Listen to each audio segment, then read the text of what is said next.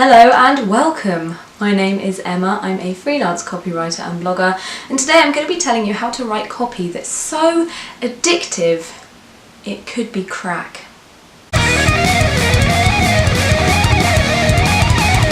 Before I launch on into this video and give away all of my addictive copy secrets, I would ask that you give this video a little thumbs up and subscribe to my channel.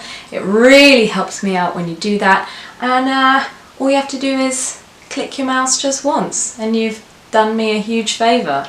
Okay, so what do I mean by addictive copy and copy crack, as it were? Well, there are certain writing techniques you can use to make copy really freaking memorable.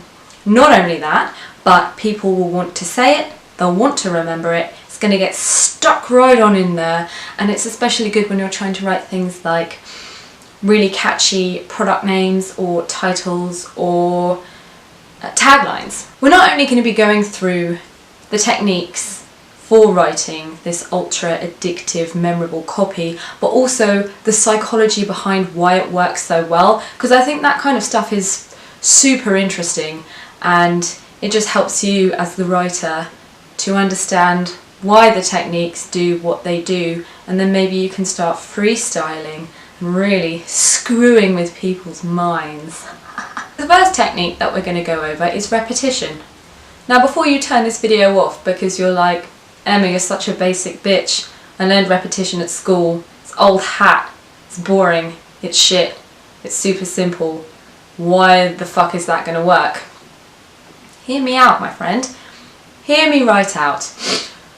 Repetition is known to create shortcuts in the brain. So if you're given the same phrase enough times, your brain begins to, let's say, favourite that phrase.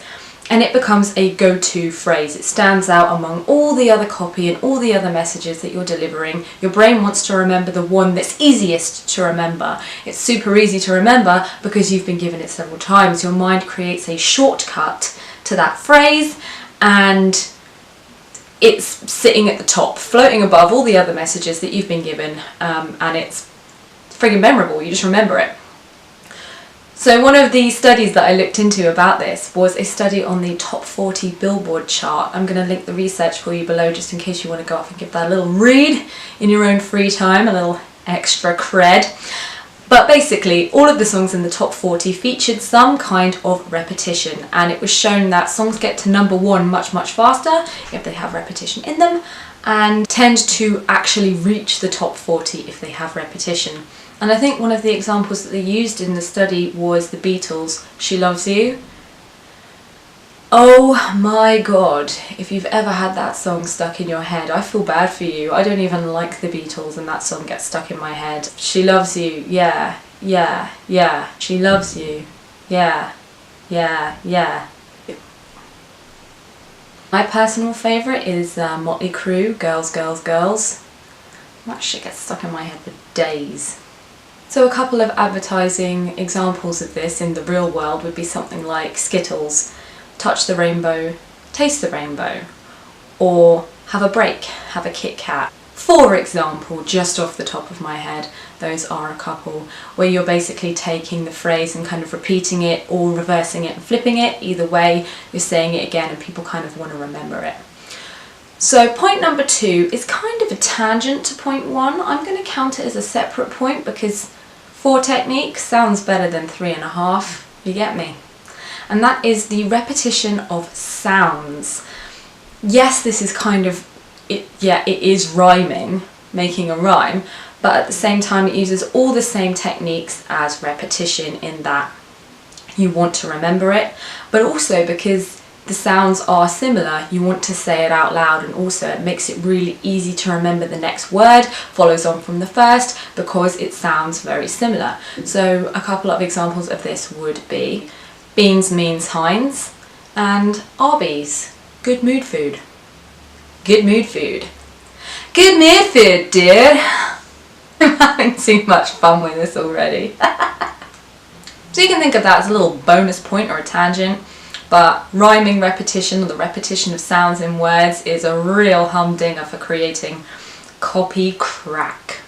Next up, we've got our old pal alliteration, I know you remember this one from GCSE English.